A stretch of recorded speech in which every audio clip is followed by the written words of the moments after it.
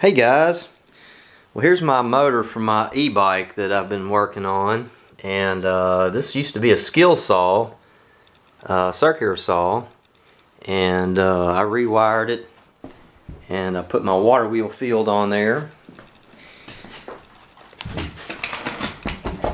but I've been having a lot of trouble with this motor,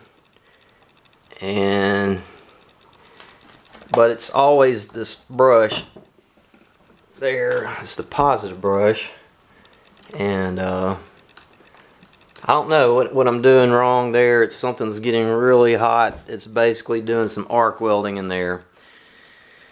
So yeah, it's a current problem, but it's always the positive brush. Now really the problem isn't what I'm doing, it's the way the rotor is wired, because it's an ordinary series rotor and it's not wound with the right type of armature winding like I use with my own DC motors that I normally create. This was an AC motor that I converted to run on DC because I have solar panels and I live off grid, so I'm trying to make really efficient DC motor systems that are just as powerful as AC, so I don't have to go through all the waste and expense of using an inverter.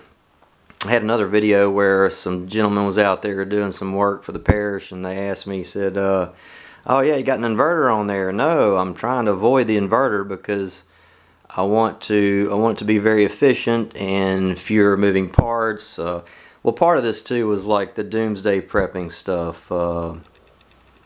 Just as a Christian who's watching the world go to hell, I'm just assuming that we're all about to burn alive or something's going to go badly wrong. And when it does, I want to be able to create my own power and have my own electricity and still have my machines functioning. And also, anybody knows how to do this would become very valuable in what they call a shit hit the fan situation. So that was why I wanted to do this, but in doing so, I really created my entirely my own type of motor system. I'm doing everything basically opposite of what they taught me in electronics school, and yes, I am an electrical engineer and electronics engineer, I should say, but the way I'm building my motors is totally opposite of and it's been working well for me. I've had several electric bikes that were working well, and I'm still working on a patent application for this, but this motor basically hangs on the back of this bike here. And this is my e-bike, and so this motor just hangs on here, and I've got this hinge pin here. This is my hinge pin that lets it hang on there, and so, but I'm not going to bother trying to patent all that mechanism for e-bikes. I don't really plan to go into the business of manufacturing e-bikes. What I want to do is manufacture electric motors, and I want to build the really high-powered DC motors of my own design, but those motors require a particular type of magnetization on the magnets, and I really just can't afford to buy them, and they have to be the really powerful, the N52 magnets. So they're a little expensive, and I don't have any money to buy those magnets. But my friend Hiram Babineau on the Magnetic Motor open source page on Facebook is helping provide me with these used magnets that he's recycling out of old hard drives. So shout out to Hiram. Thanks for all the help and all the magnets that he sent. But he's also sent some of these high perm mu metal or whatever. These brackets came off of these are the computers that Hiram's recycling. But these are very high permeable material, and this is going to make an excellent core for a low profile AC motor, and it would work really good to use AC with these magnets that he sent because they're alternately polarized. So if you've ever played around with the magnets out of a hard drive, they're very different from a regular straight magnetization. They have an area in the middle, which some people call it, I might be calling that the block wall or something, I don't know, but it's just the way that the magnet is, the way it's magnetized. There's an area in the middle where nothing's going to even stick to, like, it won't even hardly stick to iron there because the polarity flips in that region. So it always wants to, there's a very fine neutral line that it wants to slip to one side or the other. So in other words, to make a regular magnet motor, you know, along the lines of Troy Reed or any, you know, the Howard Johnson magnet motor, for example, or any of the other magnet motors that you see people out there doing or attempting to do, you really just need that straight polarization, or at least I do for the way I build my motors. But so anyhow, the plan here is we're going to open source this entire project, and I was looking at these and it seems like they already have a little notch right here on one side where I can put a loop of copper for what they call a shade pole.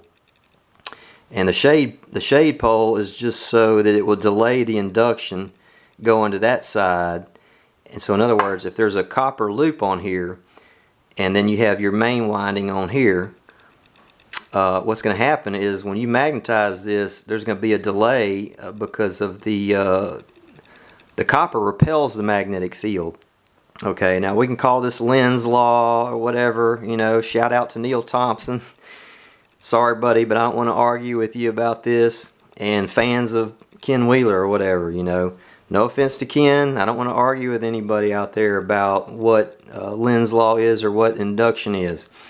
But the copper repels the magnetic field. And it really has nothing to do with induced magnetism because that loop of copper has no current going through it. So you apply a magnetic field on here with a winding and it magnetizes this whole thing, but it repels and it takes it a minute to get through there because of the diamagnetic action. And for some reason copper is really the only metal that I've found that actually has this effect.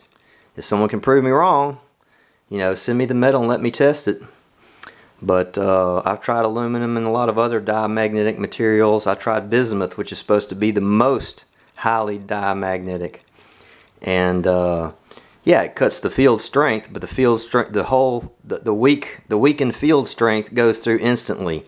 Here it has a delay, a time delay drag because of the copper. If I wrap this with bismuth, it'll still go through just as fast. It'll be weaker, but it'll go through just as fast, and the motor will do what they call searching. You don't want the motor to search. You want the motor to just take off and go in one direction only. But see, the alternating current of the AC is going back and forth. So if you don't put the shade pole of copper on there to repel and slow the magnetic field down, you know, whatever is causing this, you know, it's not Lenz's law. I'm sorry to say, you know, we're going to have to just rewrite some rules of physics here. That's what people don't want to hear, but, you know, hey, I'm sorry, you know. People don't believe in the electric universe either. They don't believe that electricity can conduct through a vacuum. They don't even really know what the vacuum is. The vacuum is the conductive field of the hyperspace, the 4D hyperspace. And someone else said, well, this was actually on, I was watching Richard Dolan give a live show, and someone posted on there, said, well, hey, you know, how can there be a vacuum without a container? The planets are the containers. The gravity is the container of the mass. The higher you go, the thinner it gets until you get to another planet.